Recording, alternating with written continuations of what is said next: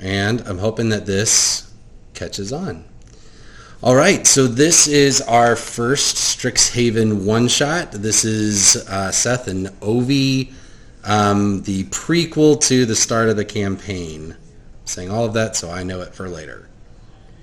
A couple of orientation things that I just want to do before we launch into it. This campaign I'm going to run a little bit different. I think I've told you about this. That's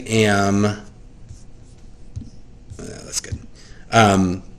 Time is going to run a little bit different than I did in this last campaign, in that this campaign could span in game time years, and not necessarily hours like we did. I think what last campaign was 13 days total. There's going to be long stretches of time, and what is ultimately going to happen is there's going to be a college schedule of everything from things freshmen have to do to major campus-wide events, etc. But in between those times, I'm going to let you guys determine what it is that you want to spend your time doing. So if you want to go on little side quests, or you want to make potions, or you want to talk to people, or you want to go visit things or whatever, you'll have time in between these things. But if you choose not to use those, then we'll just skip ahead to the next calendar thing that is on there, and it will be obvious when that's coming. There's a solid chance that early on it'll be easier to kind of stay to the calendar. And then as you learn more information, as you build more relationships, you can go off book. Sound good? Yes. Relationships, I have a lot of NPCs, and I will try to help keep them all straight for you. I have images and I have stories, and I'm going to try to slowly introduce them in little groups so that you have ways to kind of figure them out. But I would encourage some note-taking, and so that you kind of everything, as you learn more information about these NPCs, I'll tell you, consider that Strixhaven has 10,000 students, staff, professors, you name it. So at any given point in time, there's going to be a lot of bustle of activity, but unless you specifically need someone anonymous, there's a lot of it's going to feel like a lot of NPCs, professors, staff, etc. are going to be at your disposal. And so I'll try to highlight those and dive more into them. If there's a reason to introduce an anonymous NPC, we'll make it up from there. But by and large, just consider how big this campus is. Also, keep in mind that you don't have to stay on campus. Some of your side quests might take you off campus, and that's perfectly okay. But there will be a lot to learn and a lot to explore within the Strixhaven, the 6 campuses of Strixhaven. So you can figure that out from there. The reason I'm doing these one-shots individually is, I want to set up your character and get to know you a little bit, and I'm also going to give you some very specific information, as I will with all players, about your character, about their pre-existing relationships, their motivation for going to school, and let's assume for the time being that there is no decision made or invitation offered about Strixhaven. So whether Ovi Ovi would know, and we'll get into this pretty quickly, Ovi would know about Strixhaven. His family is connected to people at Strixhaven. You could probably argue that there's been some, could he be lucky enough to go there one day? But there's been no formal plan yet made for that. So that's hopefully what we'll see if it materializes through the course of our time in this one shot. Okay? But I'm also going to give you some very specific information that nobody else is going to know. And so use your note-taking skills and bring that up when it becomes relevant. It will not be you might have a little bit more information than others just because I trust your note-taking skills. And I don't mean that. If anybody else watches this, I don't mean that as a criticism. I just saw what happened last time. One other thing, so money is not going to be quite as important in this campaign. While you might get treasure, money, there's just not going to be a lot of places to use money. Because it's a magical school, they're going to barter a lot more in magical things, favors, etc. So you might keep track of your money, certainly, but treasure is going to look a lot different in this campaign. And also be thinking about there's not going to be a ton of loot. There will be some. But if you want something specific, magical items, armor, weapons, potions, scrolls, whatever, there are ways to construct those or barter with somebody. Like there are professionals on campus that can help you do all of that. And so if you want something specific, I'm going to empower you as players to tell me what you're kind of interested in. I'll offer you from time to time some fun things. But know that that's more how I want to do the special stuff. Sound good? Okay. So without further ado, here's what we're going to do. For this part of the story, especially because we're starting in a place that Ovi is very familiar with, I'm going to have you either improv or describe a fair number of things as your imagination, and I'm actually going to take notes on them. I will we'll shape it together and figure out what Ovi's life looks like before Strixhaven. Sound good? Yes. All right, let's go. So, it's nearing late afternoon. The Promenade or Promenade, how do you pronounce their last name? Promenade. Promenade. The Promenade family is preparing for another dinner party. Navi and Vishara Promenade and their son Ovi have built a reputation for entertaining eclectic and diverse guests, and tonight promises to be yet another collection of interesting and contrasting personalities. So before we launch into this, tell me, what does the Promenade homestead look like? The home, the grounds, give me a basic description. It's,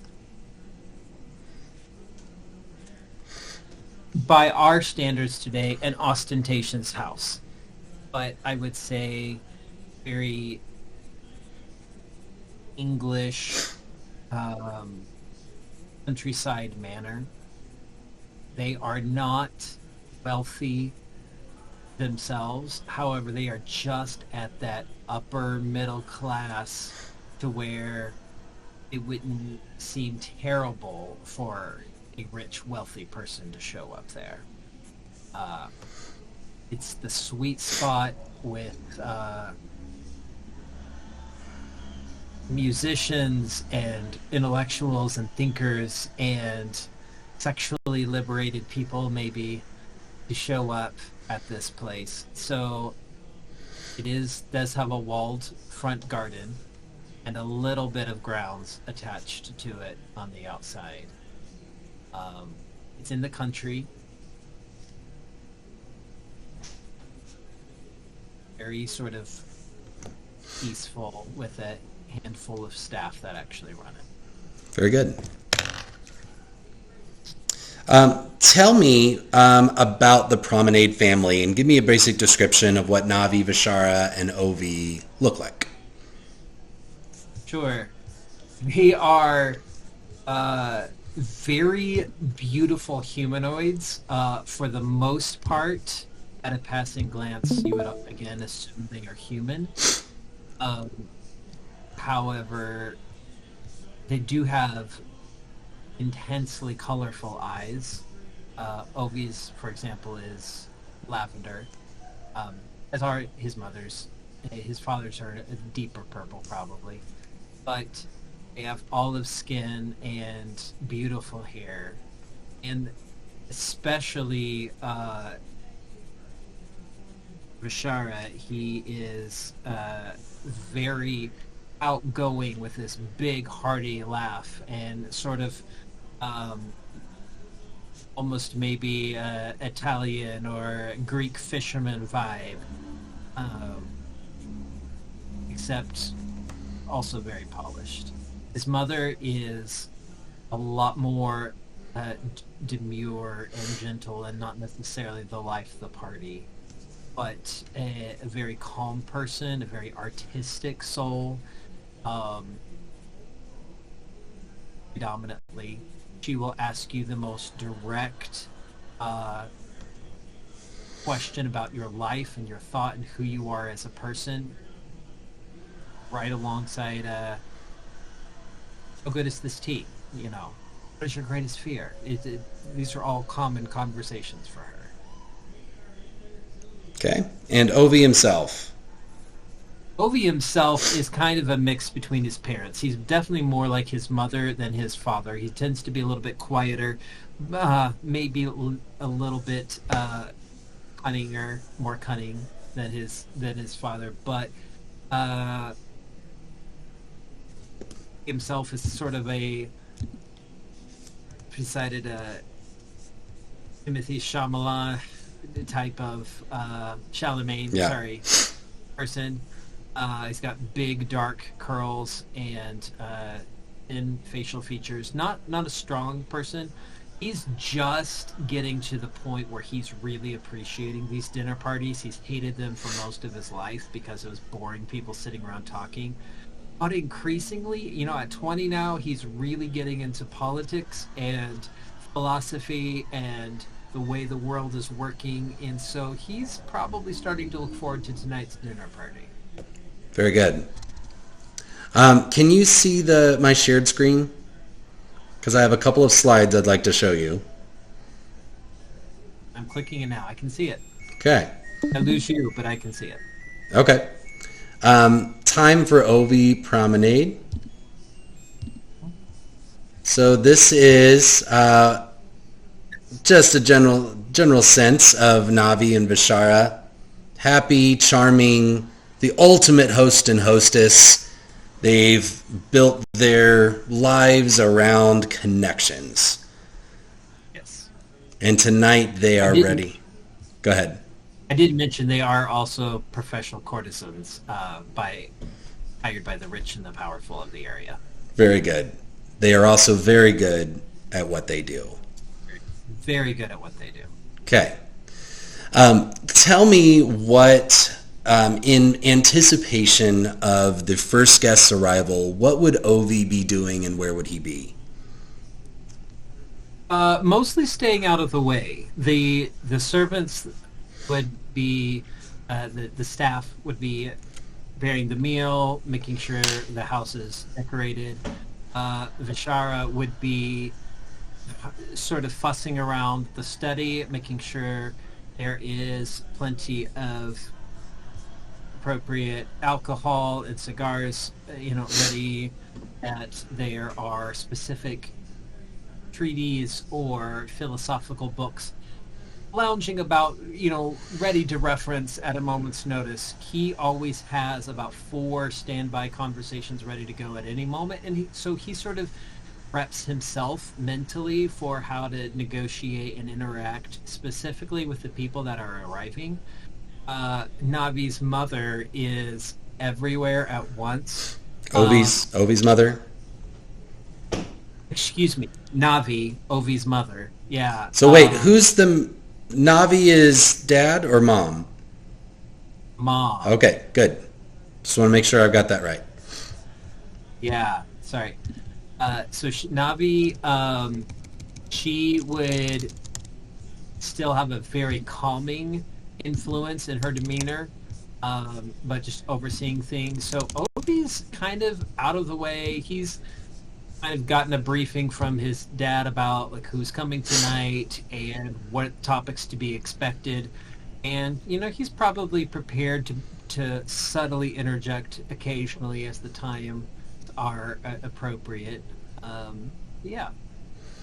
In anticipation of the dinner tonight, Vishara and Navi would both have spoken with Ovi that they are inviting some old friends, some new friends, some acquaintances, specifically some individuals from the Magical University of Strixhaven. Ovi would be familiar with that by name. You would have some personal relationships, which you might meet a couple here in just a second, connected to the school. But the goal tonight is to bring together a collection of interesting people to hear their different perspectives on life and philosophy, and again continue to try and massage these relationships of which they have become so adept at. The doorbell rings, and the first guests have arrived. Now, do you have a butler that would answer the door? Yes. Okay. Let's call him Jeeves. Jeeves. Jeeves answers the door, warmly welcomes a small family in. They're all human. It's a husband, a wife, and a daughter. They are individuals that you would have a relationship probably since childhood with. While they're not frequently in your life, they are frequent enough and just friendly connections enough to your family. Hartman is the father. Hartman is friendly. He's balding on top with a little bit of, a few strands of hair that are comb over, spectacles. He's a very cheerful man, very engaging and vivacious, but a little kind of squat, little, belly on him, and kind of a green traveling cloak that he would wear, which may or may not be completely appropriate for a dinner party, but you've just kind of know him as that weird dad that just doesn't have necessarily the fashion sense. His wife Dorothea right next to him is a plump lady with an 80s style, overstyled, over hairsprayed kind of hair, big thick 80s glasses, plump, rosy cheeked, equally as vivacious and friendly and charming as her husband. And then behind them is their daughter, who you would know as Lorene. And I'm going to put a picture of Lorene up here for you. Lorene has always been a little awkward. Sorry. What's happening here? Losing my... I got it. Let me make sure. Here we go. There's Lorene. Lorene is sullen, has very few social skills, can get off topic very, very easily. She has her hair dyed green in a really bad green hair dye situation. She always wears them in these fluffy, unkept pigtails. Her glasses are kind of always sliding off the end of her nose. You've always known her to be a vivacious reader, but she always seems to be exploring the strangest concepts, always into weird, I won't say conspiracy theories, but very strange kind of information that would be very difficult to document, that she would speak with great intelligence on, but just very obscure topics. And as you've known her kind of sporadically into her teen years, she's just gotten darker and into some really strange stuff. She's never been dangerous, but she has some magical abilities. But really her mind has just been, it just seems to be fixated on some of these strange topics, and you have just found her to be a bit of a know-it-all. Okay? As they enter the door and Jeeves ushers them into the parlor, Hartman is the first in and, walks the entire length of the room with an outstretched hand to greet Vishara. Thank you so much for having us. We are just absolutely overjoyed anytime we get to come to the promenades. It is surely just... am I right? Am I right, Dorothea? She comes kind of bouncing over. She's just like, she gives a kiss to each cheek of Navi, and just, you all are just the most pleasant, interesting people we have ever... Isn't that right, Hartman? I was just telling them the other day they are good. And Ovi, look at you. It's every time I see you, I think you get a couple inches taller. Thank you. You are too kind. I think it's mostly my hair. Yeah, well, and Hartman goes, that's not something that all of us get the luxury of, is it? Long extended laugh. Oh, Lorene, sweetie, please, come say hello. And Lorene looks up. She's carrying this enormous book, like oversized, like, the monster manual from Harry Potter, leather bound, old, studded, has a padlock on it. you would clock that it's an old book, and the title of it on the spine, the bit that you're able to catch, says Explorations in the Fabled Negative Plane. And she looks over and she kind of obediently says, Mr. and Mrs. Promenade, thank you so much for inviting me to your lovely home. Ovi, yes, your hair looks tall. Hey, how's it going? Oh, it's good. I just, I could be studying right now some truly important things, but I am forced here against my Hartman interrupts her, be like, sweetheart, this is good for us. We're so grateful for the invitation. Thank you again, please. And Lorene, we're going to be sociable tonight and engage. Maybe Ovi would be happy to share some of his latest readings with you. Wouldn't that be great? Ovi, surely you would, right? Yeah.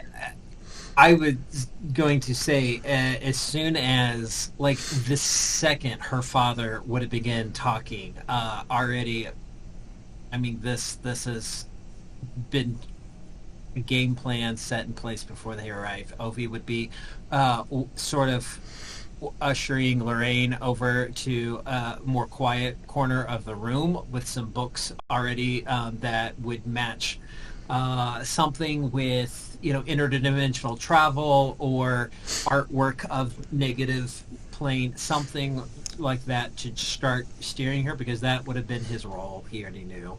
Sure. Would you make either an Arcana or a Nature? Let's make an Arcana check. Okay. Skills. Arcana is going to be 21. 21. Okay.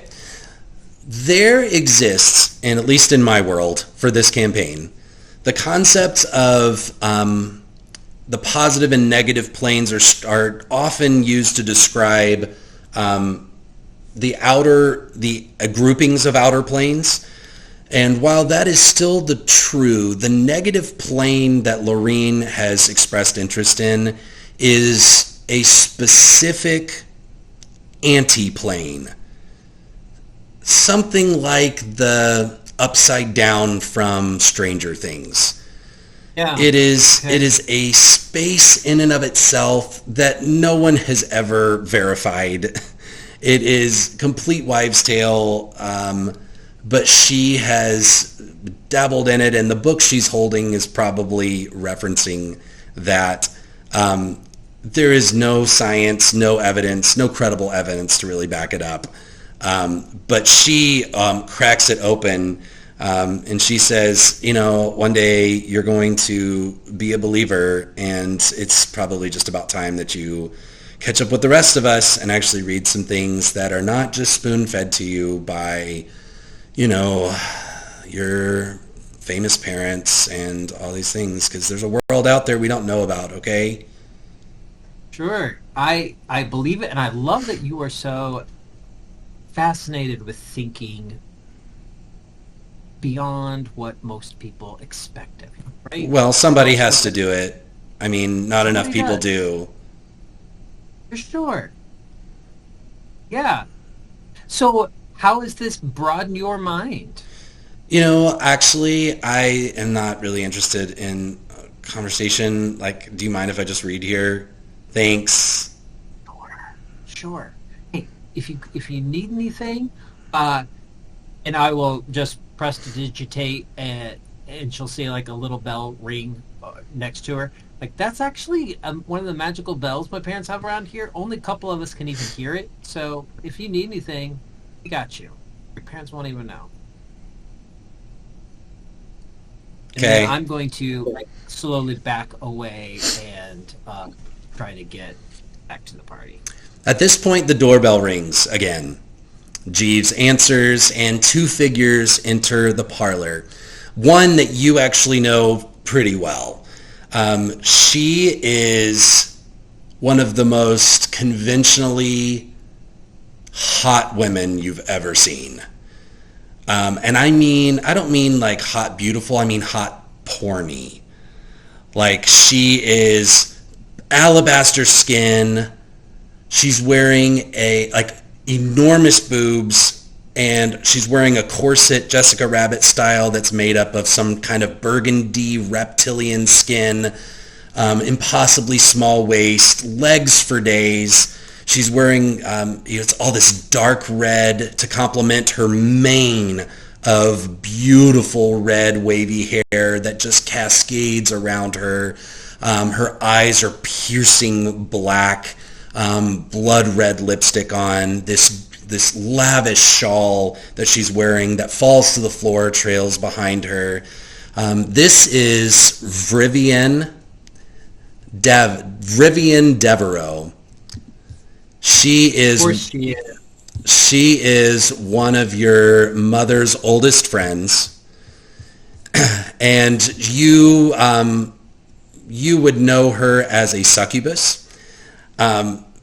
She is all about sexual liberation. Sorry, let me make sure you can see this here.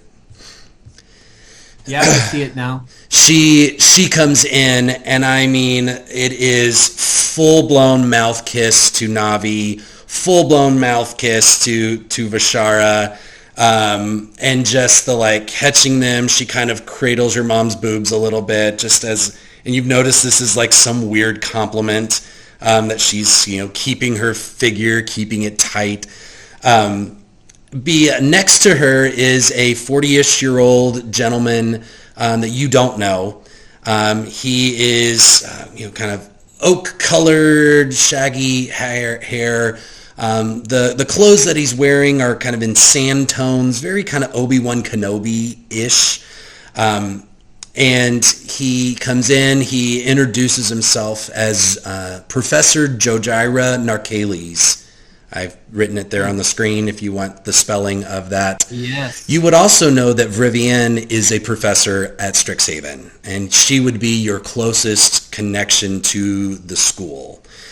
She is a professor of the Silver Quill College of the Profane, and she specializes in sexually based magics.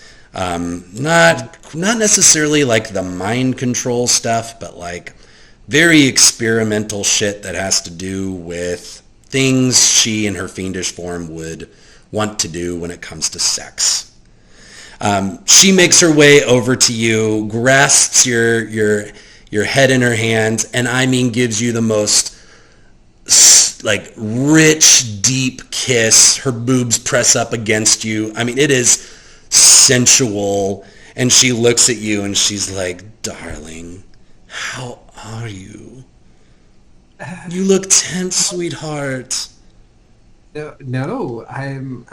It is so good to see you. Oh, again. sweetheart, please tell me that you've gotten laid since I saw you last.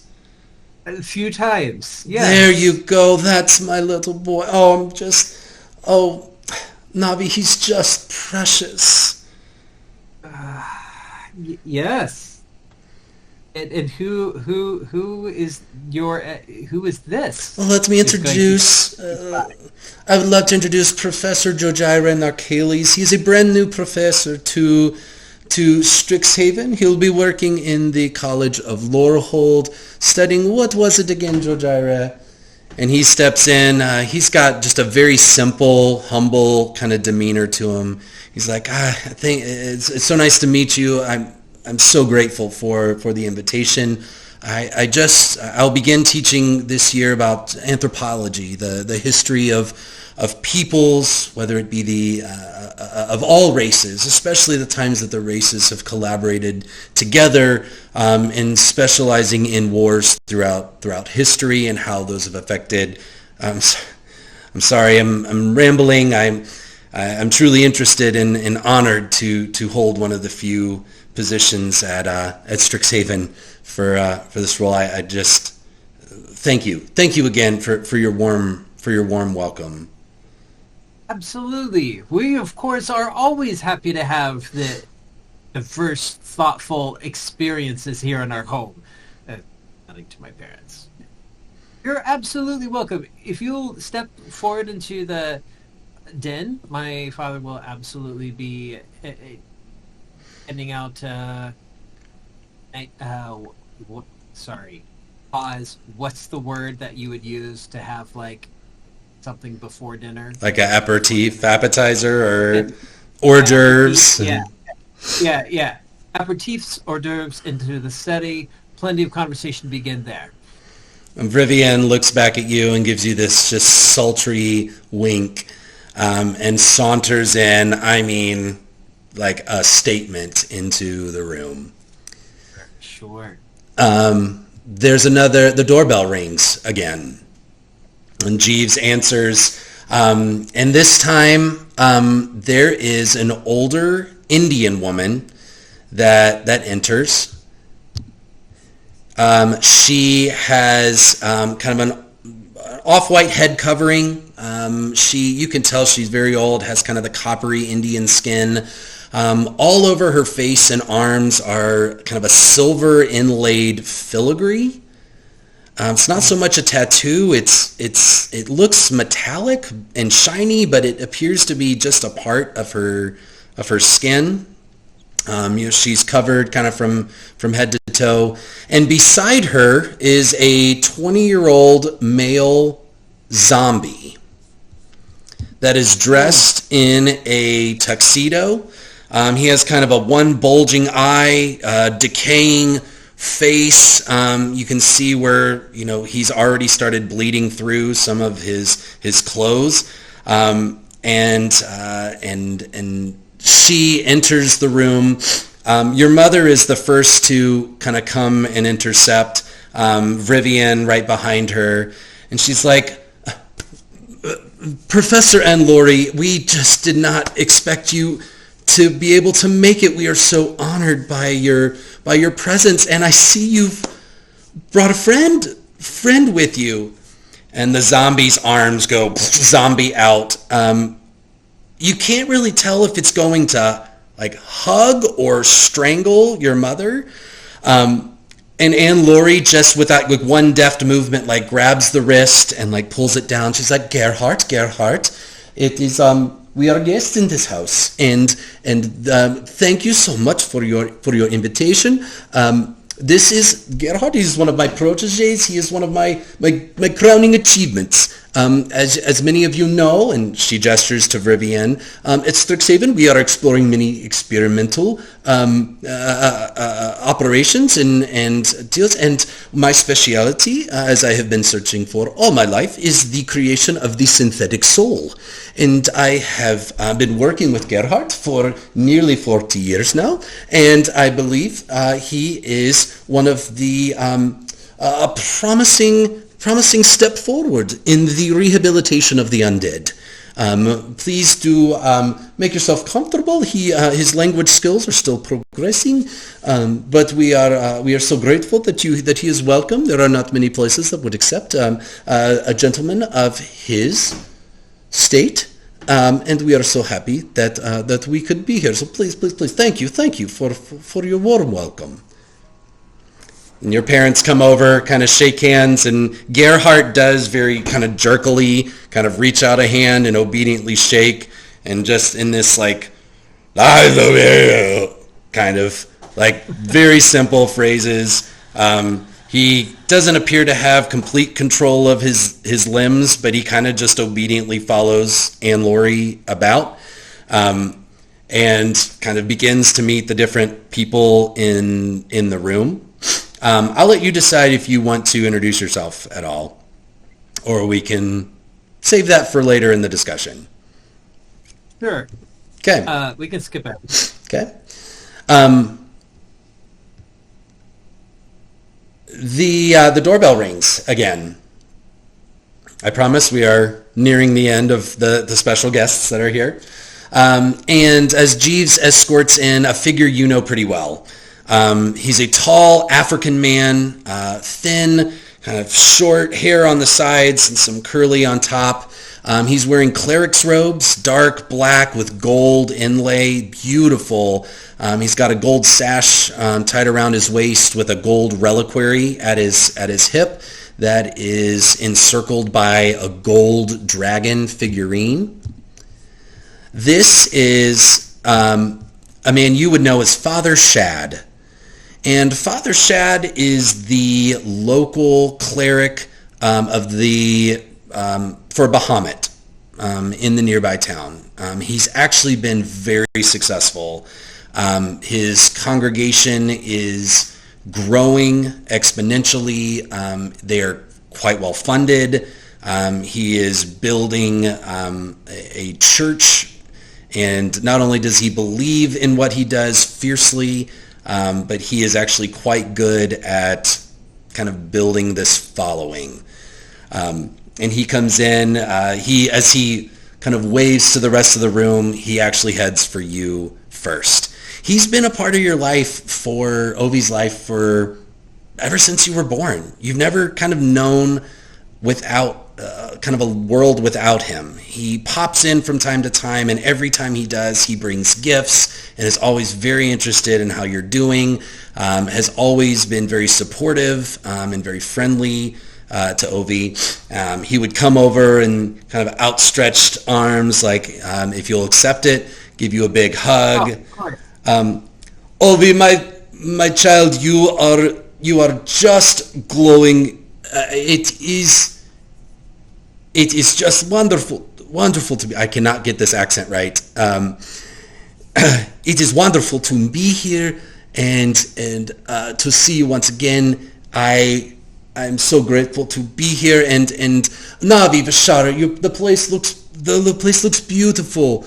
I'm so glad to be a part of things, and if you don't mind, I have invited guests to join us tonight, a new family in my parish. They will be here momentarily, but I just wanted to thank you for your hospitality, I assume tonight is going to be a conversation that is just going to be stimulating as usual. Well, with you here, of course it will be. Father Shad, how have you been? Where have you been? It's been a minute since I've been able to see you. The ministry is bustling and growing, and we are truly excited to see all that Bahamut will bless us with. I've been here and there and everywhere, as you know.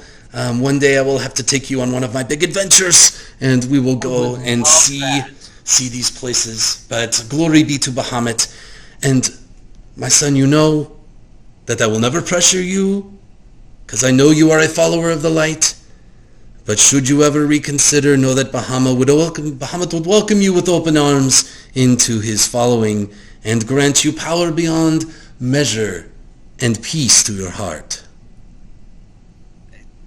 That is good to know. My heart is at peace, but maybe one day it will not be. That's why I look to you. And you are truly wise. You are wise beyond your years. Oh, you're just Navi Vashara. What a gem of a little gentleman. As he goes and he begins to... Go ahead. You going to say any more?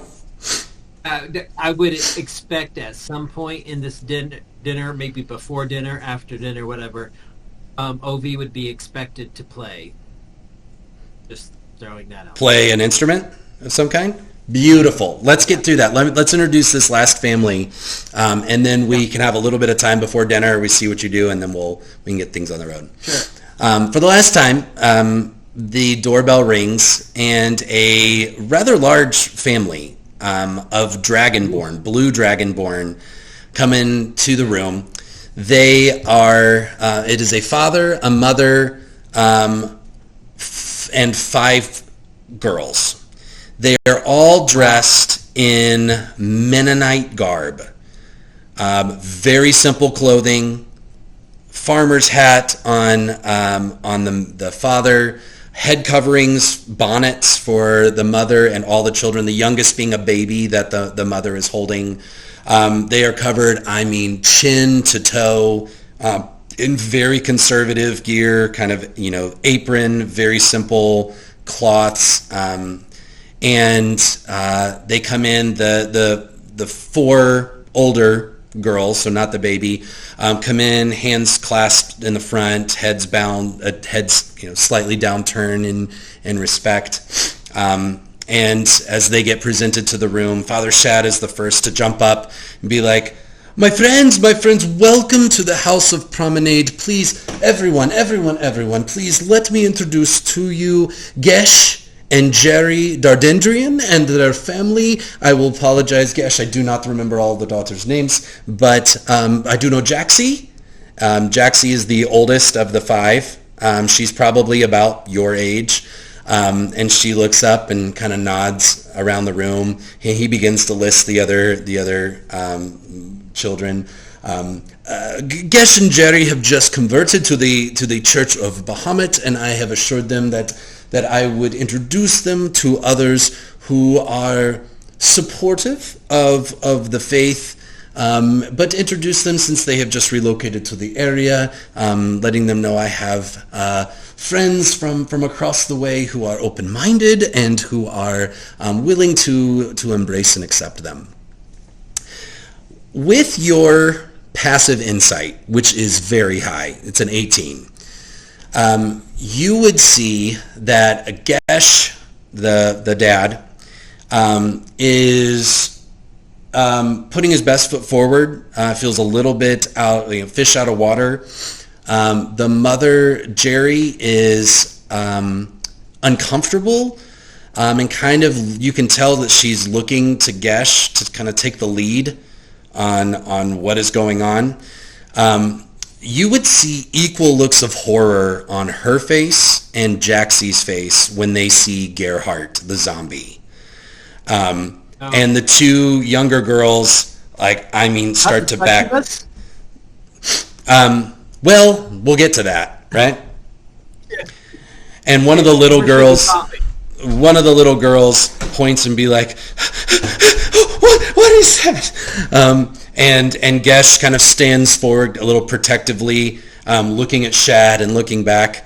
And Lori steps forward and she's like, Friends, well, please do not be alarmed. This is my protege, Gerhardt. He is in full control of his faculties. You do not need to worry about your safety. In fact, he might be willing to have a conversation with you if you are so inclined. But please do not be upset by his presence here. I'm sure he will bring many interesting topics to our table tonight.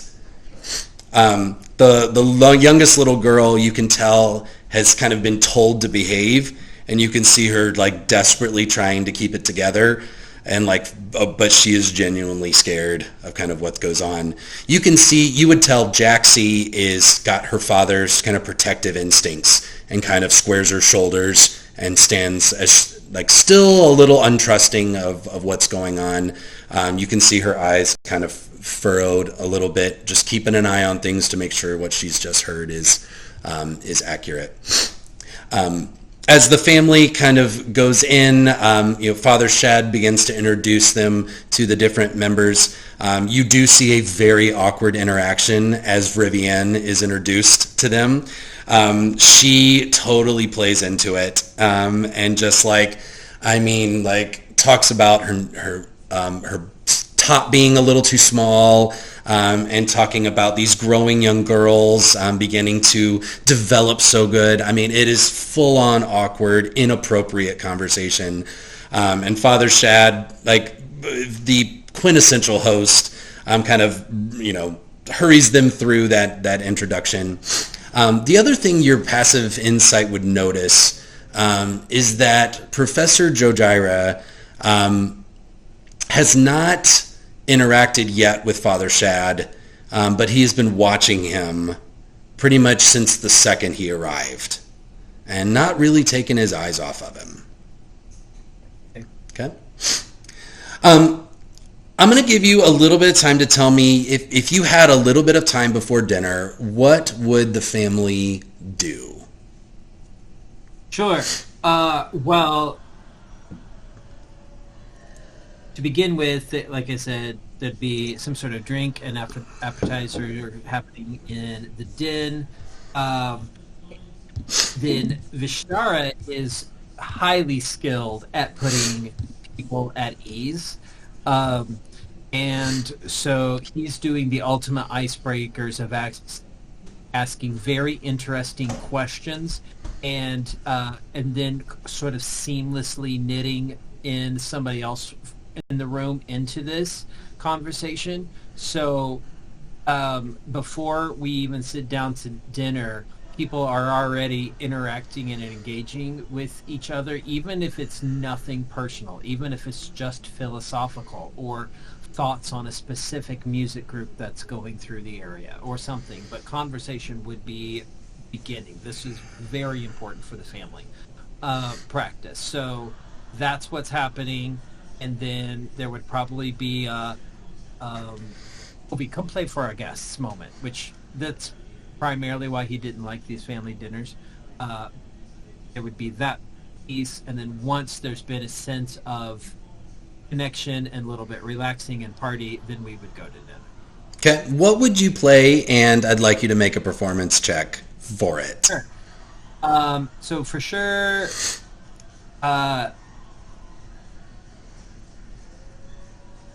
given that it's the start of the evening, he would probably be expected to play something cheerful and lively on his lyre. But also seeing the tension in the family, he's going to want to do something soothing. So not a spectacular like jig, probably more of a soothing sort of harp play, just given the tension between the family, or Okay. the people there. So performance would be a 19. 19. It does exactly what he wants it to do. You can tell the little girl in the the Dragonborn little girl calms down. Even the baby stays quiet through the course of the presentation. You see Rivian with a blood red wine in her hand, just get a smirk on her face. You know what she's thinking, that this is hot. Father Shad is just beaming, proud of you as if you were your own father. Your parents are glowing in the back, seeing you, how you've grown in this skill set, and just even your confidence to play. The wait staff come in. Jeeves invites everyone to come sit at the table for dinner. Everyone has place cards, and I will show you where everyone is seated. So you'll see your parents are here at the end. There is a kind of kids end of the table down over here on this side. You'll see some of the couples. You're right next to Father Shad, right across from Jojira and Anne Laurie. Vivian's next to your mother. As you all sit down, Jeeves begins to describe the menu for the evening and the courses that you can expect.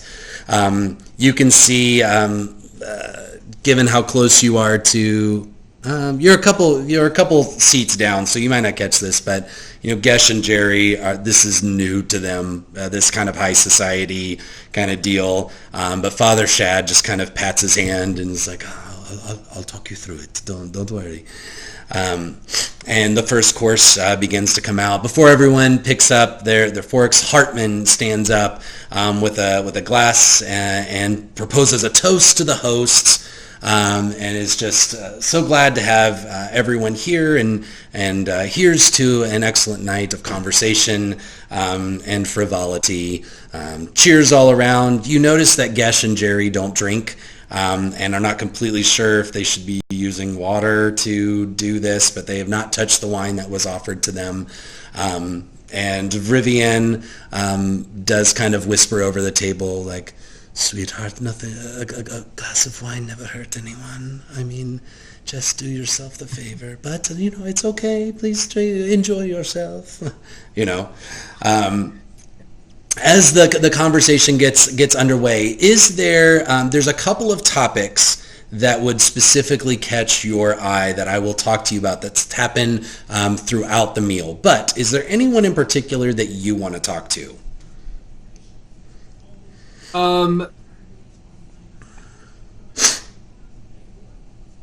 I think Ovi would have learned from his father how to sort of target and prioritize people. So yes, for sure, he wants to talk with Father Shad, but I think he would also want to talk with the oldest daughter, Jaxie. Okay. Did that right? Yep. So probably he would no, I take that back. He wouldn't really be talking with Father Shad, but he would be just verbally prompting with any sort of well, what did you do then, if he were to start in a story, just to sort of give him attention and just enjoy hearing from him. You But then find actual yeah. so Father Shad is a enchanting conversationalist, and you see him. You feel like he is waiting to talk to you, and in the meantime, he is somehow engaging nearly everybody else at the table. And he is as good, if not better, as your dad in really making people feel like there's something enchanting happening, that the conversation is interesting and stimulating. He does lean over to you at one point and he says, "So do you know about this Anlori? She is the sexton of the cathedral at Strixhaven University, the All-Faith Cathedral. She is its keeper, and she might know more about the gods than any of us. She is truly wise."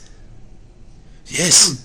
So Strixhaven is especially the College of Silver Quill is for all faiths. It is the study of the divine, the light and the dark, and its founder Shadrick Silverquill lives in that balance between the light and the profane, and so all gods, good or evil, are all able to be worshipped by any student who attends. The chapel itself is a true achievement in magical construction.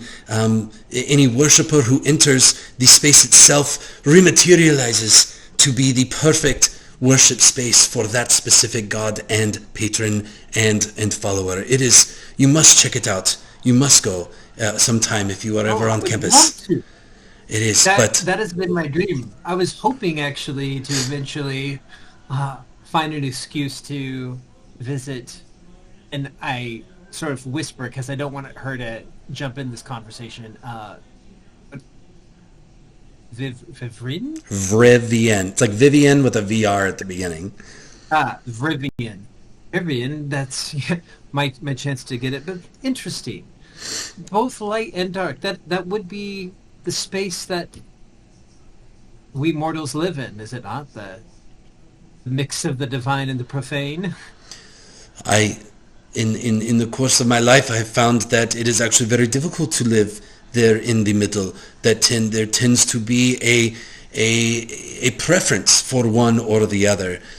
He is not whispered kind of in return to you. Jaxie, down at the end of the table, has been listening to this, and she actually speaks up. She's like, "Well, isn't that the way that it should be? Shouldn't we all be choosing the light? Is that not what Bahamut himself teaches?" The table kind of starts to quiet down a little bit of this outburst. And Father's, go ahead. I would immediately engage her because I know my parents are like, somebody is going to, and I'm trying to also communicate to my parents. Go for it. Right now. Yeah. So this is important for you that the light be shared. Tell me more about what you see and think. Well, I mean, I think there are things that should happen in proper company, and shouldn't things that are good and moral and true. She looks at Gerhardt, who is sitting directly across from her and creepily close to one of her sisters right there on the end of the table. Yeah. Shouldn't the darkness be kept at bay? I mean, isn't that in our great interest as a society?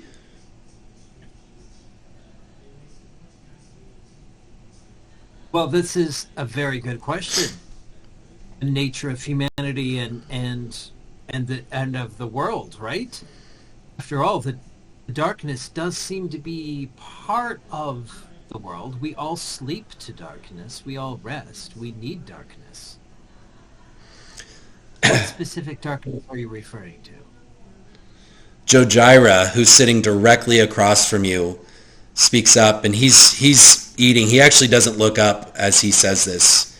He says, "The world and history itself is filled with darkness, oppression, and slavery, and abuse, and captivity, and beings of more power lording it over those with none. Darkness seems to be inevitable. Wouldn't you say, Father Shad?" And Father Shad kind of looks up at him, kind of questioning where this kind of very direct question came from. He said, "When it comes to our education, there can be no light without darkness. The reality of the world in which we live is built on this dichotomy. We must strive to understand what it is and understand how we can all live in the middle of it." And Jojira shoots back, and he says, "At Strixhaven, I'm hearing that there is a moratorium on professors and deans intervening in issues of light and dark. We are told we cannot engage in issues to either protect or destroy." Vivienne, down at the end of the table, she says, "Well, darling, you must understand there has to be a balance of power. How else could we coexist unless we had some kind of reason for us all to merely teach the information as we are provided without turning on each other?" And Anne Laurie at the other end, who you found, so they're kind of the dark and the light. So Vivienne is actually a professor of the profane, and Anne Laurie is a professor of light. And she's like, it is true. We must hold that balance, because if we do not make that agreement, then what is to keep us from just tearing each other apart? Fascinating. Jojira. And the whole college is run on this sort of balance and forthright declaration of who you are and your interests. Father Shad speaks up. It is the goal of anyone who attempts to grow as a person, to learn to live in balance. It is not the extremes that bring the power, but our unity together. And Jojira shoots back. He's like, "So what is the purpose of all of this power if it's not going to be used for anything constructive? Are we as a society not to evolve? Are the most powerful in the multiverse just content to be handicapped?" And Jaxie looks up. She's like, "Yes, right?"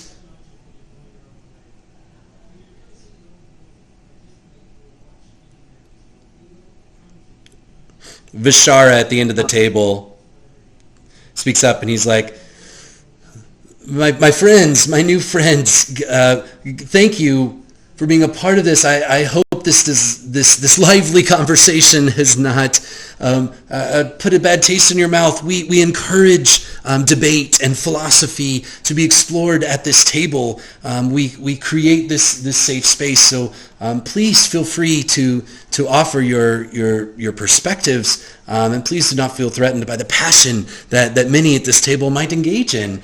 It is one of the beauties that we try to create in this space. But please, I think that we have moved on. Might we hear a little bit more, Hartman, about your work in the business? And kind of deftly, kind of transitions it. Hartman is like, okay, like that was intense, but just kind of rolls into kind of changing the subject. You see Jojira just not glare, but with your insight, kind of look at Shad with just this, it's like disappointment but also a sense of he kind of saw what he expected. Jaxie Okay. is unhappy. You can see that, you can sense that she is just fuming at the end of the table. Like puts their fork down and just like sits there. You can just tell her like she is just not okay. Lorene next to you just kind of looks over and she's like, you didn't handle that very well. For sure. And just kind of goes back to eating. And wait 1 second, make sure I'm not lying here. I forgot specifically which spells I picked, but yeah, I did not. So I'm just going to whisper to her, "Thank you for weighing in on the darkness imposing on us all. That would have been helpful."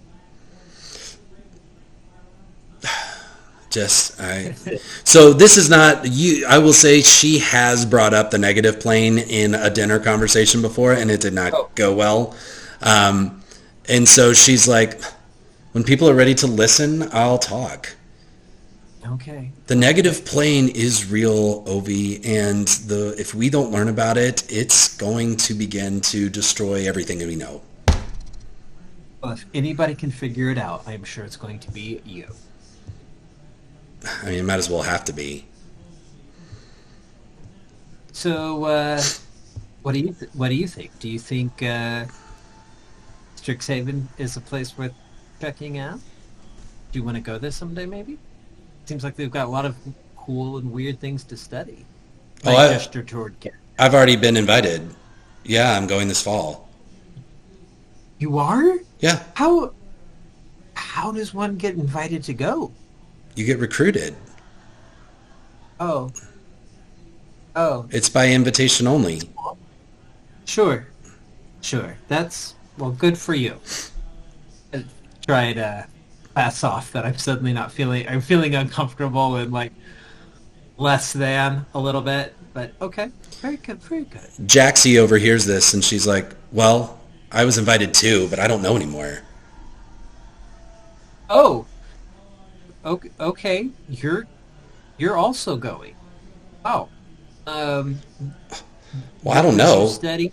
If there's No. prostitutes like that teaching at our university, like she points down at Rivienne, and she doesn't keep that statement super quiet. Let's see. Yeah. Rivienne doesn't hear it. But, I mean, she Well, is like 2 or 3 wines deep, and I'm getting very, very handsy with Dorothea and Navi both next to her, right? And just, sure.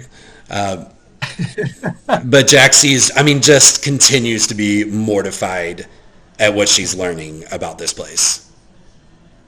So, yeah, Ovi then is going to, take a sip of his wine and then just sort of look at Jax and say, "It must be very difficult, for you as such a devout person to be sitting in a room full of sexually liberated people.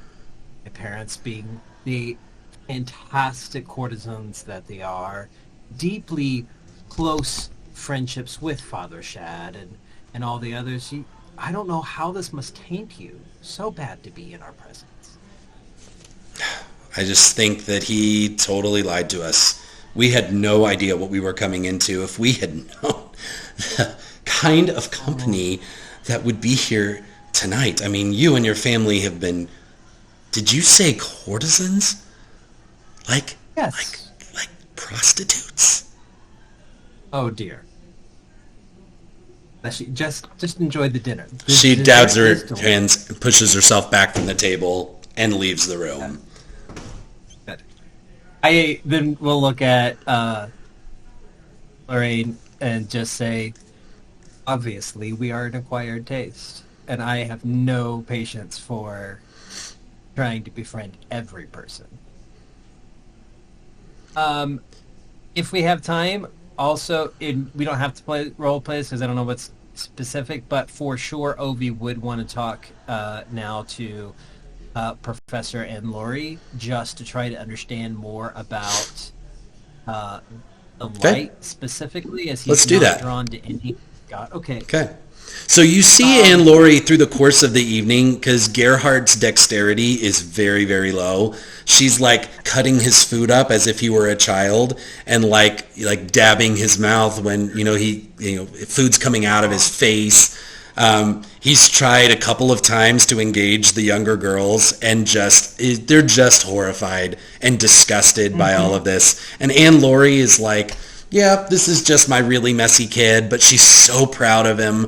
But she understands, but it's like, well, this is just the reality. That's kind of her attitude. So she's kind of had her attention in a couple of places throughout the conversation. Sure. So, Professor and Laurie, I hear quite a bit about the All Faith Cathedral. Are you yourself polytheistic? What's your stance on? Oh, that is a very good question. I believe it is very important for us to determine the divine representation that beats within our own heart. I have found beauty and connection in many of the gods, the light gods and the gods of shadow. I have spoken with many of them personally.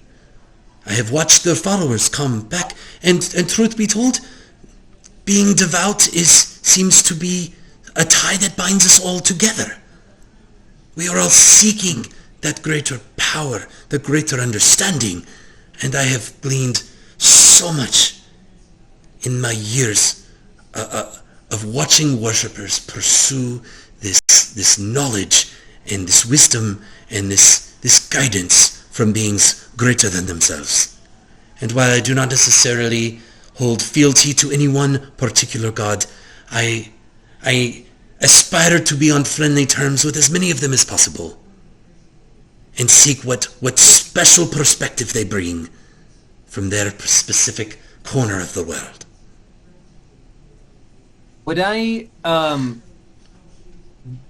do you think by now would I have any sort of knowledge about how zombies are typically used or created or controlled? Make an Arcana check. Unless nature is somehow better for you. No. Arcana would be... nope, skills. Sorry. Skills, Arcana... Oh. 7.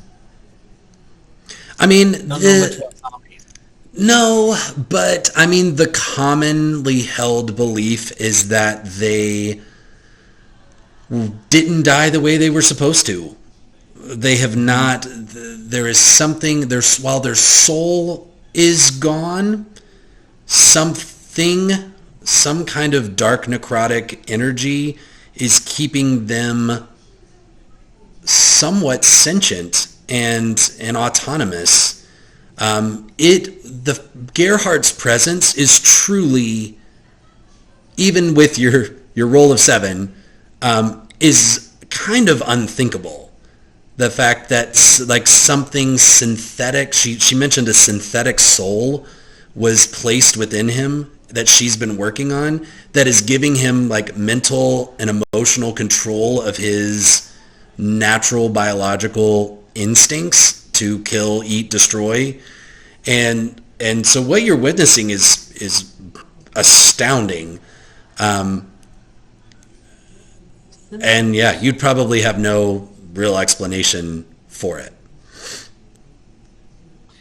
Is it possible then to pursue things that are sacred without necessarily subscribing to one religious dogma then, do you think? I think the question that everyone must ask, if you are interested and acknowledge that the divine is real and present in this world, is why? Why do you want this? Oh, that is a good question. I'm not sure I want it, but sometimes I feel it wants me. The gods, the forces of good, the forces of evil, forces of light and profane call to whoever they will. You will probably get calls through the course of your life. And when the right one plucks at your heartstring, you will know it. I mean, your interest alone. You are religious. All religion starts with curiosity. The belief, the hunger that there is something more. Keep asking those questions. You are already in the divine. That actually makes Ovi a little bit uncomfortable, but he's going to be polite and nod. As she says that last statement, Gerhardt needs her attention, and she turns away. All of a sudden, Father Shad next to you grabs your bicep with a death grip. And you look at him, and there is a look of horror on his face. And you begin to see his mouth utter the words, Ovi, and time slows down. The entire room goes grayscale. Everyone at the table is frozen in time and almost becomes illusory. And Father Shad and you are the only ones who are, you are thrown from your chairs to opposite ends of the room. And this is what you see. Oh, I'm on the wrong screen here. Okay.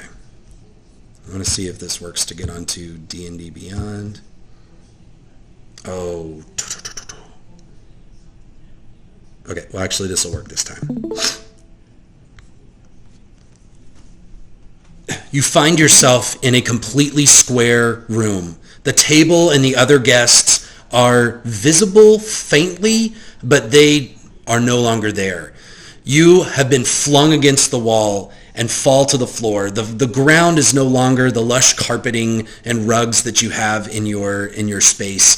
It is actually stone floor, and you see Shad in the middle of the room, face down. And as he stands up, you begin to see this harsh black stitch over his mouth, and you begin to see flesh cover his eyes, and you see a hooded figure, cloaked, a Grim Reaper style, huge, stand up in the middle of the room with a raven perched on his raven perched on his shoulder, scythe in hand, and you see this bony, Dementor-like hand reach out and fling him up to the ceiling. You see this barrier of force begin to enclose in where they are. You are on the outside. Can you see this map? Okay. I can. There are 4 stone plinths, like that normally would have something standing on them, that are standing here, that are at the corners of each of these walls of force. And you are on the outside. As you look around the room, you see 4 statues in the corners of the room.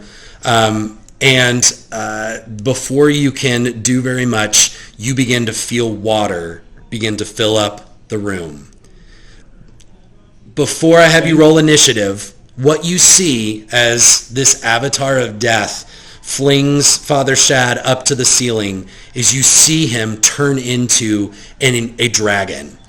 And he is pinned against the stone ceiling of this room, wings out, and this necrotic energy is binding him with these violent tendrils. You see his eyes are still hooded and his mouth is still sewn shut. And you see the avatar of death begin to constrict his hands. So I need you to roll initiative. Sure. 21.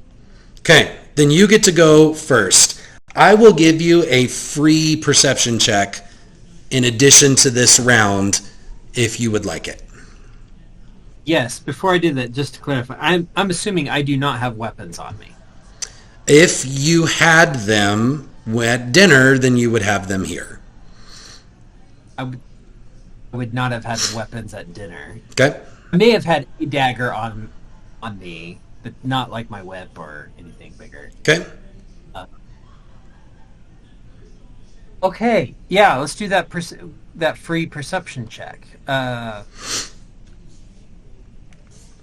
Every little bit counts, right? 20. 30. Okay. Yeah. So you would see that these statues at the corners of the room, I'm going to give you the briefest. They are hooded figures. You are unable to see any facial features at all, if there actually even is any on the inside. So completely blacked out facial. You see, let's do the numbers here. So you have 1, 2, 3, 4. In the one space, and those numbers mean nothing. I'm just referring to them on the map for you. Okay.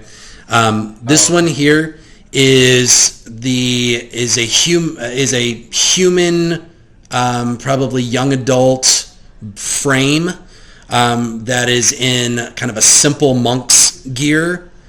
Hand wraps, kind of sleeveless, just kind of kind of monk's gear. The 2 and 3 are almost identical. They look more like a kind of adult man. Number 2 has much nicer, so the robes are more long sleeve at this point, cinched at the waist. Not like cleric robes, more like traveling robes, like Severus Snape style that you have here. 3 has a similar garb, but you can see where different areas of the cloak are torn. This one at the end, at number 4, appears to be the oldest body frame, a little bit bigger, broader shoulders, and you see kind of the same style of robes, but kind of with a few chains around them. You would get a sense there's a maturity to this particular statue. If you would like to inspect the plinths, the only 2 you can see are here, and you can see, what languages do you speak? Okay. Side note: when you say here, I don't see anything on my screen. Oh, that's right. You know what? Hang on. I'm supposed to be able to. I forgot where that setting is, where I can show my cursor. Sorry. Well, let's just go by the numbers then on the map. Okay. That's fine. So you have the Roman what languages do you speak? Common, Draconic, and Kiri. Okay. So in Draconic, lucky you, you see the Draconic number 20 by the Roman numeral 1. And you see the Draconic number 25 on the Roman numeral 2. That's all you can see from your vantage point. Okay, and you're talking about the small plinths right in front of me. Correct. That are, part of the force field. Yes. Okay. Now, these stone golems I have here are bigger than they would be. So these statues are probably your physical size. Oh, okay. So they're not enormous. Okay. I just wanted you to be able to see them. Okay, 25. So I go first, and we got water filling up this area. Yep.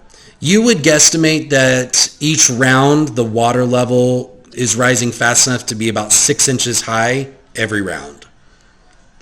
Okay, so it's going to become difficult terrain also. You could speculate, yeah. Okay. Sorry. So I only see Roman numerals 20. Hey, let's do this, actually. Why don't you open maps on D&D Beyond? And you should see this, and then you can move your own pieces. Yeah. Campaign.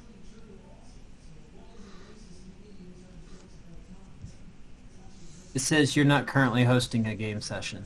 What? I'm reloading. All right, try it now. Here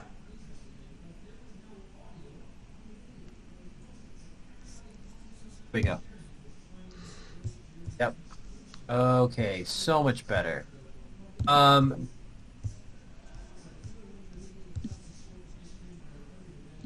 I think I'm I'm going to.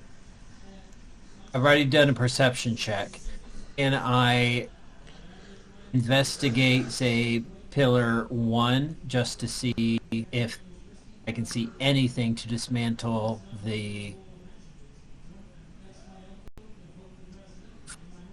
force. Okay, you make an investigation check.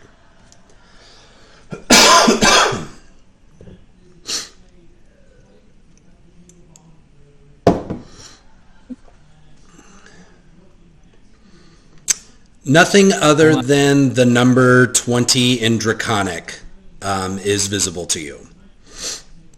Okay. So that was 5, 10, 15 feet. I'm going to go 25, 30, so that I can start looking at the stone golem up here. Okay. On Death's turn, you see his scythe move impossibly fast and cut off one of the dragon's legs. And it falls to the ground and disappears in a puff of smoke. You don't hear the scream, but you see the agony on the face. Next in initiative is a raven that flies somehow through the force field and is going to come, and right as it gets up to you, it turns into a flock of ravens, a swarm if you will, and is going to make an attack roll against you. Okay. Natural 20.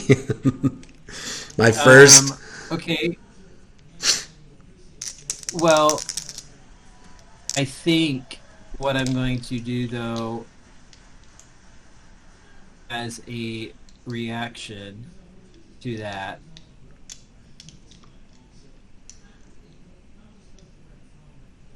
nope, it's not a reaction.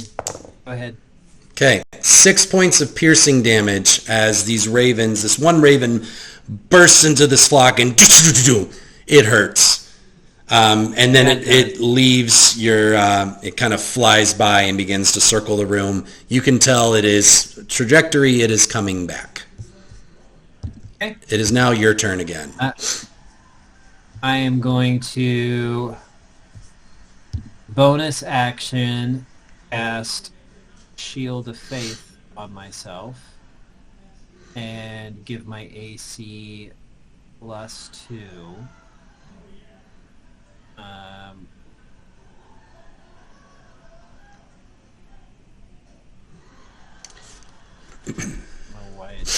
Okay. So the water is now 6 inches deep.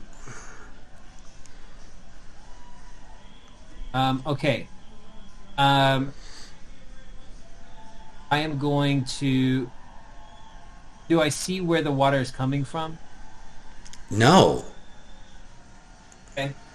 And then can I, as an action, try to assess this number 2 golem just to see if there's any puzzle thing here that I can... Make an...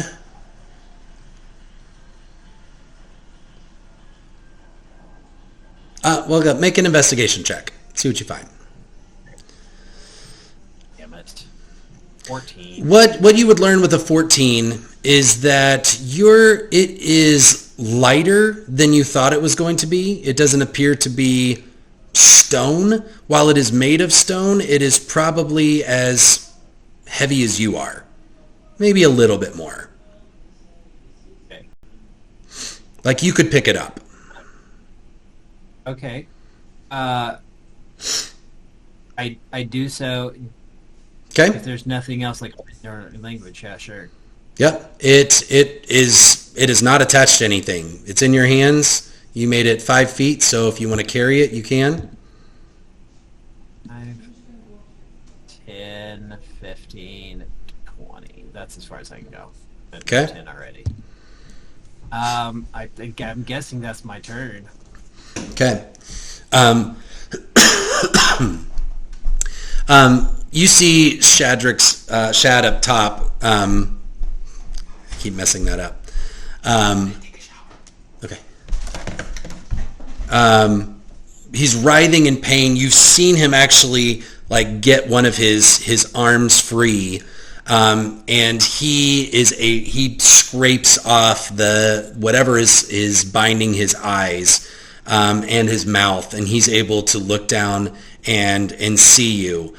He is the dragon's eyes, which you recognize as Father Shad's eyes, are looking for you frantically. And when it sees you, you do see him make this gesture, and the statue that you're holding levitates just off the surface of the water. Right as he does that, actually, as you see that, all of the statues do that. All of them are levitating an inch off the ground. Oof. As he does that, the avatar of death slices the arm off, which falls with a splash to the floor and disappears into smoke. The raven is going to come back around. Wow, another natural 20. 8 points of piercing damage as it swings by and is going to fly by. It's going to circle back unless dealt with. It is now your turn again. The water in the room is now a foot deep. It is not yet difficult terrain, but by probably 2 more rounds it will be. What that means, the levitation means that you can move at your normal speed and dash without the burden of carrying something heavy. Okay. So like can't ride it. No, but you can pull it instead of carry it, if that makes sense. It's light as a feather. Yeah. I mean, I think I'm going to try to...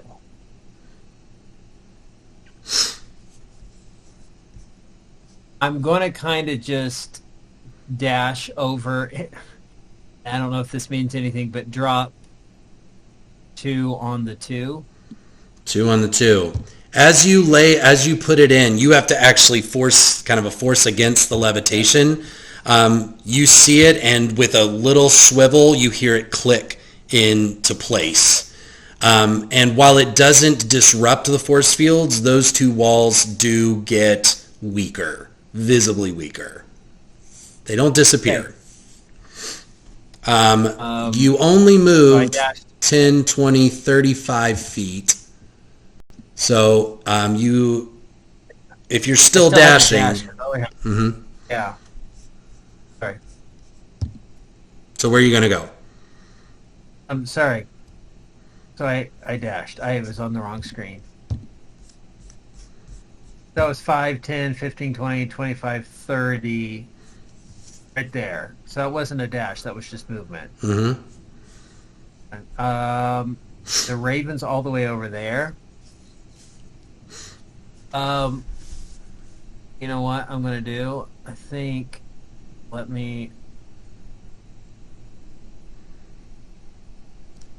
I'm going to... This is probably a wasted, but I'm going to cast Bane at 2nd level. Okay. No, I'm not. I'm going to do it first because 2nd level doesn't make it. Yeah, it's more people, right? Right. I guess the Avatar of Death and the Raven Swarms need to make a charisma saving throw. Okay. They both fail fairly spectacularly.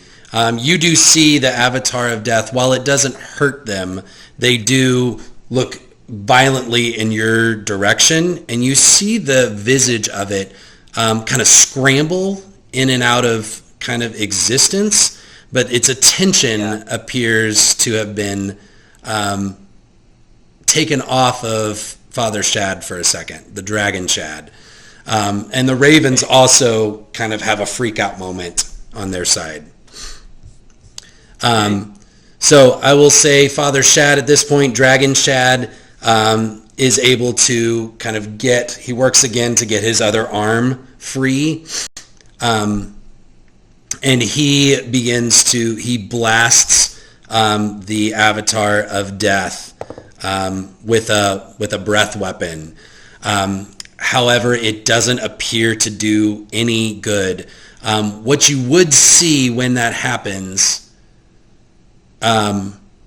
is momentarily black feathers, raven feathers, would fall off of him. And they weren't there before, but like getting hit, kind of like poofs black feathers that fall to the ground and dissipate. Okay.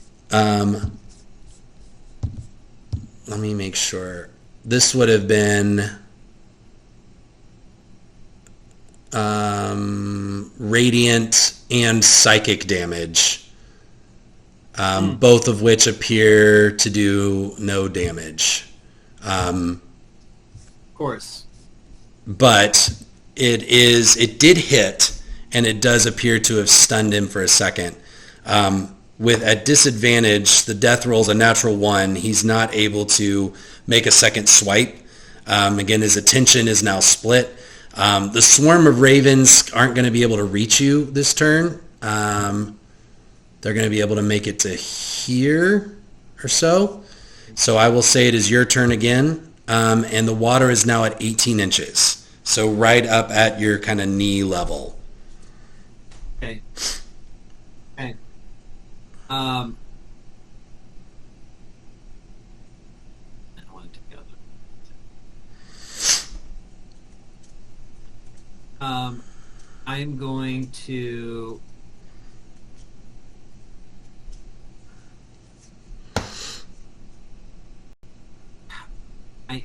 going to cast Guiding Bolt at the ravens.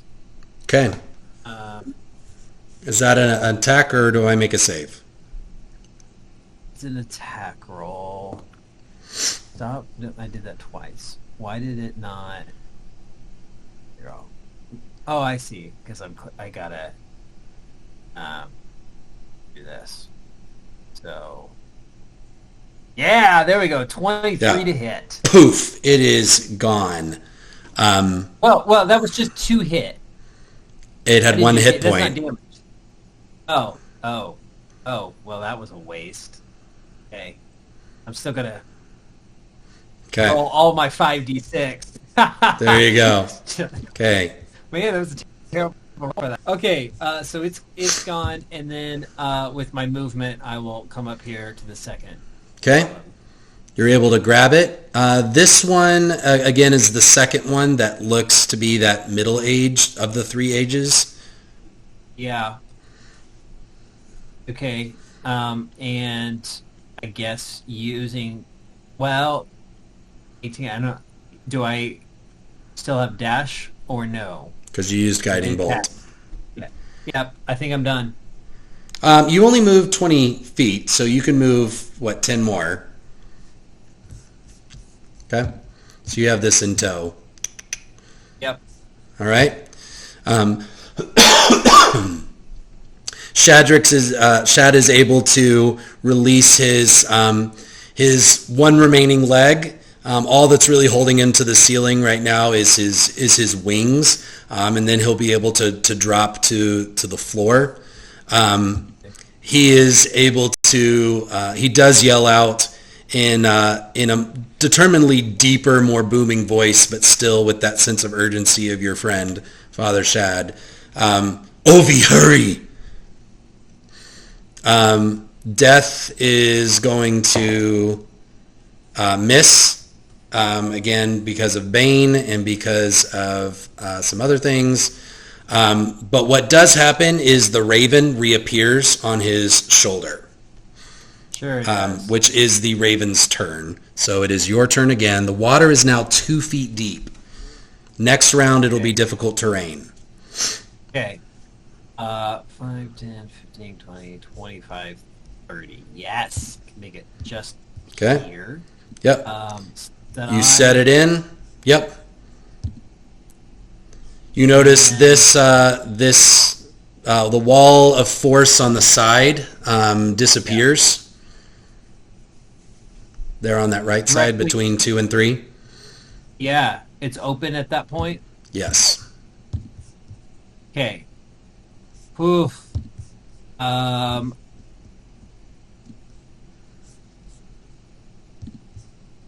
Then I'm going to... Eesh. You just said psychic and radiant aren't effective.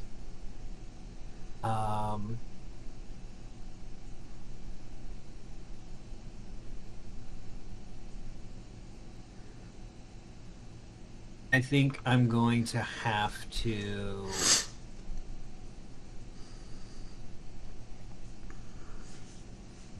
Oh my God.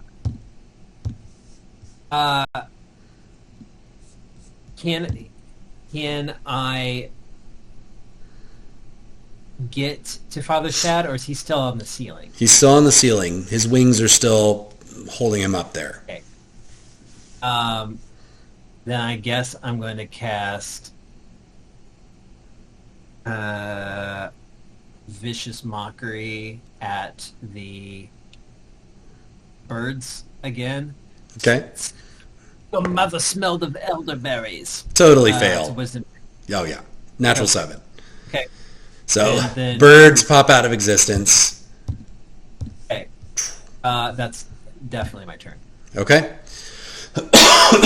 Father Shad, Dragon Shad, is able to, with this turn, release his wings, plummet to the ground, one arm, one leg, if you'll remember, kind of holding himself, looking up at death. This kind of righteous anger, but also with your kind of passive insight, you would notice this sense of why kind of look on his face. He is going to look forward and try to swipe at death. While it hits, it's almost like death isn't there, and you see feathers again kind of come out of that. He doesn't appear to be physically affected by it, but he definitely hit. Okay. In retaliation, the Avatar of Death is going to swing a scythe and is going to slice. It's not going to cut anything off, but slice a big gash with his scythe across the torso. You would know enough about dragons, just commonly held, that dragon hide is very, very tough to get through. And this thing cut through it like butter. Ugh. He does look at you, like he does yell to you. He says, "Finish what you are doing. Don't worry about me." Fuck. Okay. Is it my turn? Yes. Okay. 5, 10, 15, 20, So- 25. Yep. Difficult terrain now at this point. Oh. So. Sorry. So 10, 20, 30. Shit. Then I'm going to dash, Okay. Pick it up, and that will put me on 4. and you'll get what? I think you'll get 5 feet of movement away, right?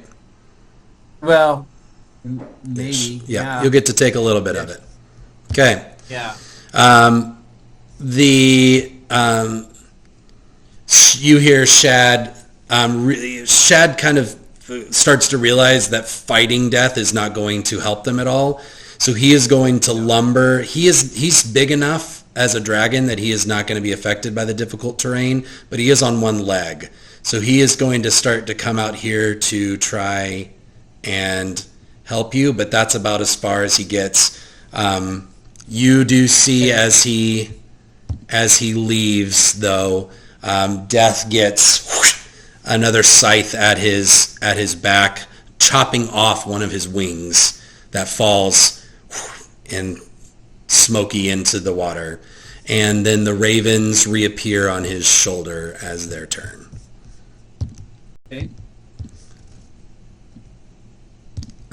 And these are still levitating in space, correct? Yep.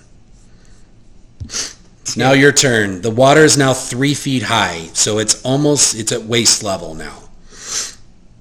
Okay. Well, and Ovi's actually only 5'9", so this is tough for him. Yep. I'm going to sort of sling this if you'll allow it. What Okay. I'd like to do is sort of sling this levitating golem up at Father Shad's direction and then keep dashing toward number 1. Interesting. All right, let's make a combined dexterity check.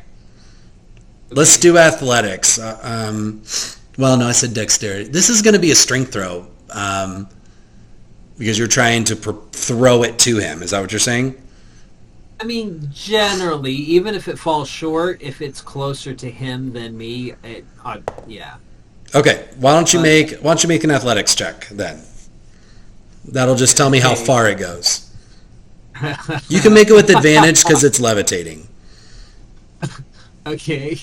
The 9 was better. Oh my gosh. All right, so you were able to throw it right in front of you. So that's your action, and then you're dashing, huh? 5 and 15. Yeah, that's as far as I can get. Okay. So Shad is picking up what you're laying down.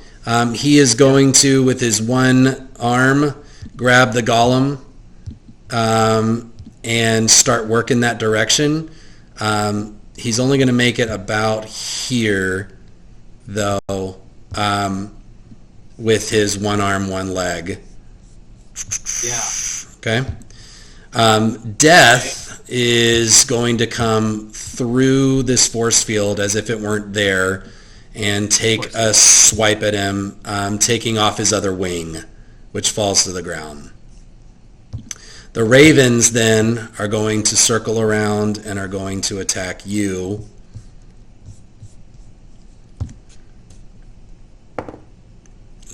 Natural 19. Jeez. Up. Wait. Silvery vibes. Oh, okay. I rolled another natural 19. I'm not kidding. Okay. So but you could get advantage on your next thing. Yes. 6 points of piercing damage. Okay. Okay, and it is your turn. The water is now 3 feet 6 inches, 3.5 feet up. 5, 10, 15. Now that right there is actually a raised walkway that the water hasn't covered yet. So if you want to move at a natural pace there, you can.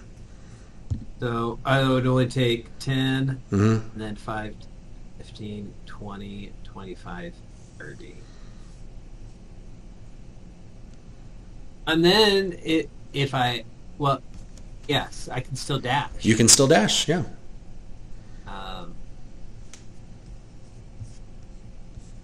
Okay. Okay, so that's what, 10? Okay. That would have been 30 because getting into the water and then moving 10 more feet would have been 20. So. Okay, so you get to 5 more feet, 10 minus 10 halved. So yeah, this can move with you up 5. All right. Shad is going to stay the course, and he's going to be able to make it, screw this thing in, which means this force field disappears between those two.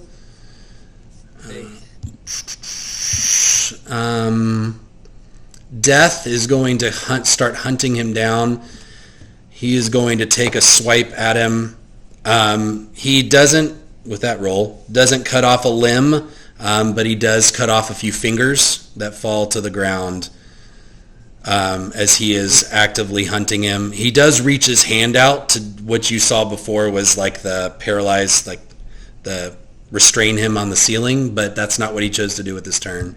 The ravens can't get to you this turn. They're going to get about that close. Okay. So it is your turn. Water is now 4 feet high. Oh, man, I gotta swim. So dashing 5 or 10. So this is you'll remember this is the statue that had the youngest body type. The one you just put in at number 4 was the oldest. Uh-huh. Okay. I mean, it's a circle in one direction. I don't know which, right? 30, 40, 50, 60. That's as far as I can get. Okay. Sounds good. Shad is going to, realizing that fighting death is not going to do him any good, is actually going to decimate the ravens who couldn't possibly dodge his swipe and try and give you 1 level of protection. So ravens are going to disappear for a turn. Okay. The death, though, is going to go after... That one's going to hurt. So he's going to hit the point of the scythe is going to go directly through his abdomen. And you see him kind of crumple to the ground. And Death's going to start pulling him back into the center of the circle here, kind of with him on this like meat hook. Ravens are gone, so it is your turn. Water is now 4.5 feet. Did I say 4? 20. Can I pop it on from here, or do I need to go one more? I will say that you can pop it on. Okay.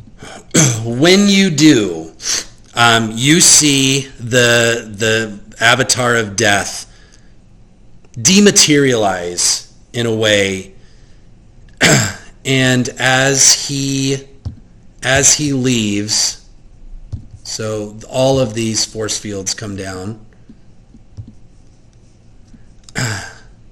What you see is this stone golem, the number 4, the oldest body type, is going to step off the plinth and go up to Shadrick's, to Father Shad, and grab him by the throat, crack his neck, and plunge him into the water.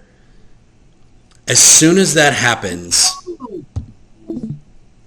the whole room goes back to normal.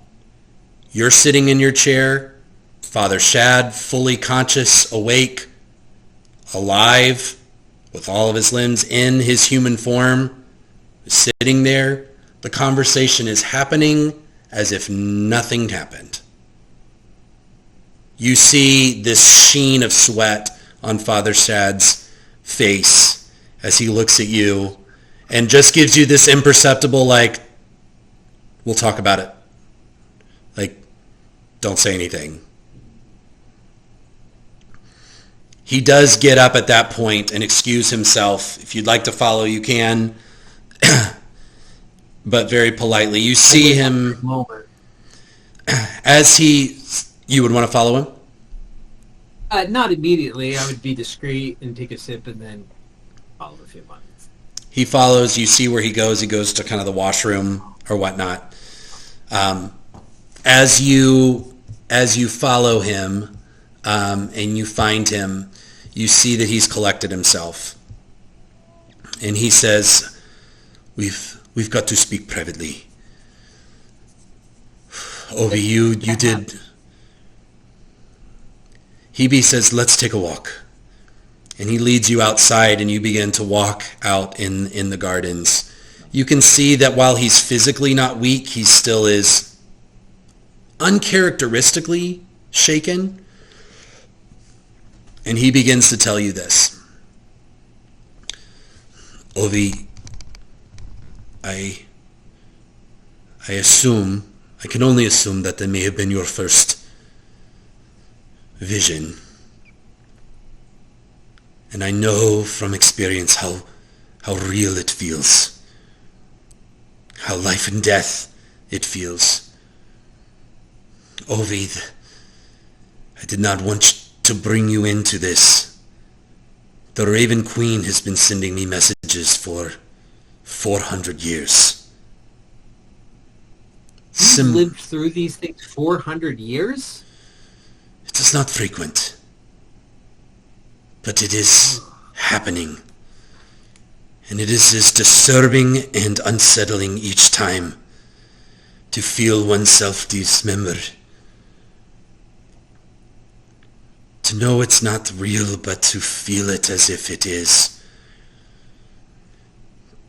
You know, though, it is strange, Ovi. Death, in every vision, death never wins. Something else wins. And before that something else wins, it's not just my death, it is my memory that's lost. As if I was never known or forgotten. It had always something of these four figures that always deals the final blow. I do not know. I do not know how imminent it is. That was one of the worst. I can only believe that this is escalating to a point. Ovi, I have a confession. You now know my secret. Not only am I a dragon in disguise, I am Shadrach's Silverquill, one of the founder dragons of Strixhaven University. My siblings and I were birthed 3,000 years ago and established the School of Magic. And it was my charge to create a school that explored the divine, both the light and the dark. Oh. Well, that's surprising. And even in all your research, you still have to live through that? Can't make it stop? Ovi, I have very, very few predators in the known world. Truly, the gods are some of the only ones. There is very little explanation for this, to think that a mere mage could kill a dragon of my age and experience and fortitude. What I do know is that all of my signs keep pointing me back to something at the school. Someone at the school is plotting. I don't know what, and I don't know where. Ovi, I have another confession. You are my heir. From a long time ago, that my blood runs in your veins. And while the manifestation often has not expressed itself in magical terms through the generations that have led to you, you have shown true promise. I need your help. Yes. What? Anything. I'm very good at talking to people and noticing things and collecting information. I could be an inside man for you. You're a good man, Ovi. I need you to go. I will find a way. I will guarantee a way for you to attend Strixhaven University this fall. This is terrific. Okay. Ovi, when you arrive, you are going to learn a lot. I do hope that you are not alone. What I can tell you is that several hundred years ago, an organization that did not agree with the Strixhaven practices was formed. They're anonymous, and they are known as the Oriq, O-R-I-Q. They live in secret, live in hiding, and they have maintained their presence in the shadows for centuries. While I cannot point a finger at evidence that it is them, they are the most obvious choice if they are going to hold Strixhaven accountable for practices and philosophies with which they do not agree. Will tell you many before you have tried to find and undermine them, but they are well trained and well hidden, and no one has yet to be able to find out what their ultimate goal is, or if they even have a leader. Do what you can. Don't draw attention to yourself. Be discreet, as I know you can. If you are able to uncover a plot, I will find a way to communicate. I'm not going to send you empty-handed. I actually have 2 gifts for you. Yes, please. He reaches his hand out to you, and just for the briefest of moments, his hand actually turns into a dragon claw, and he points a claw right at your forehead and traces it down your face, kind of through the back of your neck and over here, and a silvery tattoo shows up on here. Ooh.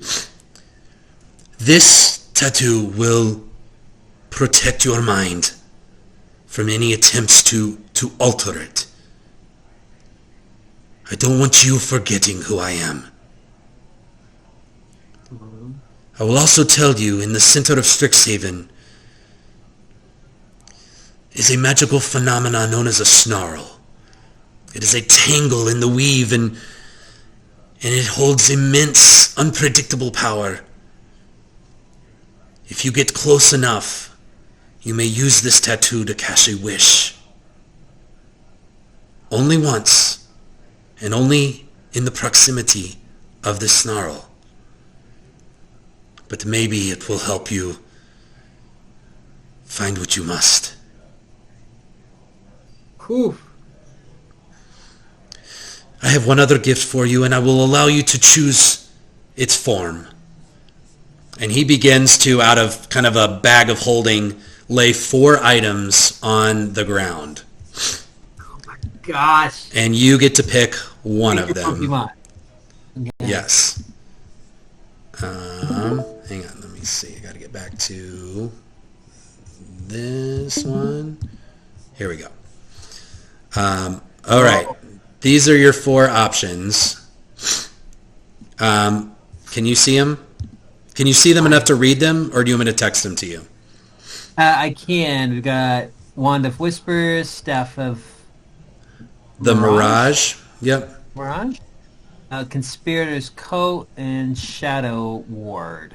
Yeah. I have those cards in here. I can't actually read the description, so I'm not sure which one I want. Okay. I just read the title. Okay. I will take a look. Take a look, and you can decide before we start our first session which one of these. And what we'll do is we'll add it into D&D Beyond, so you can add it into your inventory. Okay. Yes, you can pick which one works best for you. He makes his selection in this moment. Yes. He looks at you and he's like, Ovi, you have always been kind, and you have learned and grown, and you are a testament to your family's legacy, to our family's legacy. I believe in you. When the call for Strixhaven comes, be ready. Yes. And that is where we will end our session. So good, Jimmy. I loved that. All right.